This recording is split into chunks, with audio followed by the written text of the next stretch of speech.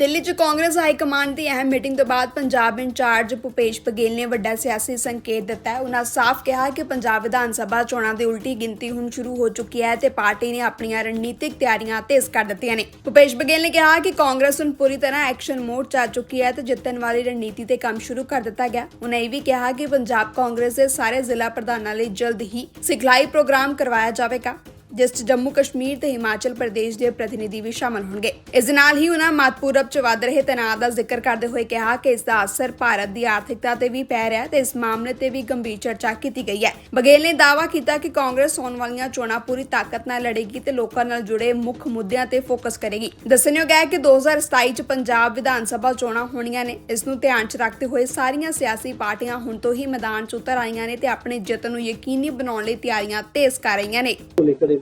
महत्वपूर्ण बैठक आपने की है, किस तरह से आने वाले वक्त में तय किया है पार्टी ने? पंजाब के संदर्भ में 2 दिन से बैठक हुई। कल इंदिरा भवन में बैठक हुई है जिसमें एलओपी और पीसीसी चीफ के साथ हम लोग बैठे, तीनों सेक्रेटरी हमारे साथ थे।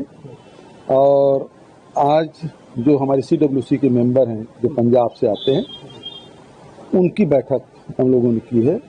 और अब चूंकि पंजाब की भी उल्टी गिनती शुरू हो गई, अब ये आसाम का, तमिलनाडु का चुनाव इस महीने में सब समाप्त हो जाएगा। इसके बाद जो चुनाव है वो उत्तर प्रदेश है, पंजाब है, उत्तराखंड है, यही सब चुनाव है। उसके बाद गुजरात आएगा। तो उसके चुनाव के संदर्भ में रणनीतिक रूप से हमको किस प्रकार से काम करना है, एक कैलेंडर बनाया कि हर महीने हमको क्या क्या काम करना है। तो वो सारी तैयारियों के संदर्भ में कल भी बैठक हुई और आज भी बैठक हुई।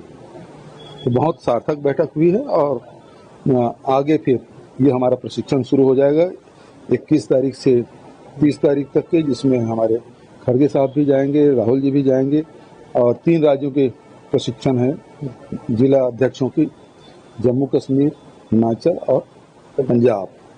तो 21 से 30 तक है। उसके बाद मई से बिल्कुल हमारा कार्यक्रम फील्ड में दिखाई देगा।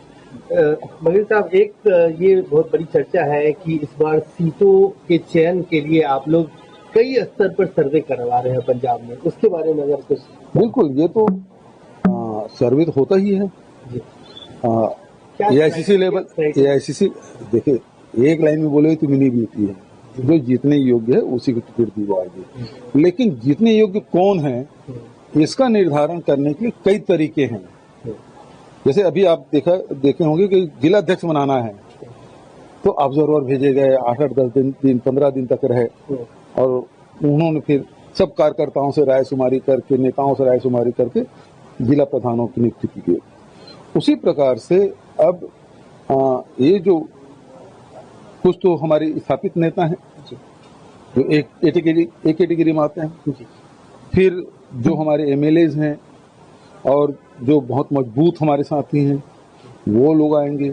फिर जहाँ और जो क्षेत्र हैं उसमें हमारे जनता के क्या मूड है, हमारे कार्यकर्ताओं का मूड क्या है, वहाँ के जिले के नेता लोग क्या सोचते हैं, प्रदेश के नेता क्या सोचते हैं, सबको हम लोग लेंगे सर्वे के माध्यम से, कार्यकर्ताओं के माध्यम से, और हम सब खुद भी जाएंगे।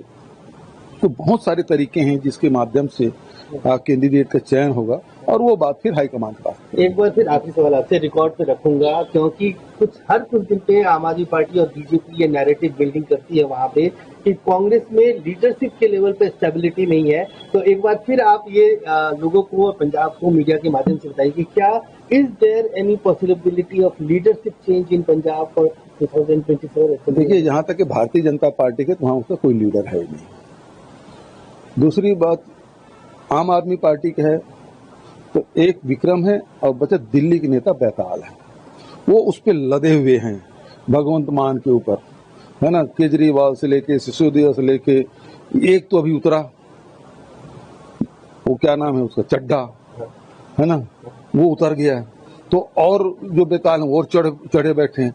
तो वहां की स्थिति बेहद खराब है। यहाँ पिछले 4 साल से राजा वड़िंग अध्यक्ष हैं, CLP लीडर, हमारे LP जो लीडर हैं आदरणीय बाजवा साहब हैं, है ना, सारी लीडरशिप जिसमें चन्नी साहब, रंधावा साहब हमारे CWC के मेंबर हैं, हमारे सिंगला साहब CWC मेंबर हैं, CPP मेंबर हमारे सेक्रेटरी डॉक्टर अमर सिंह है। तो सब लोगों का काम बटा हुआ है, यहाँ लीडरशिप का कोई झगड़ा नहीं है।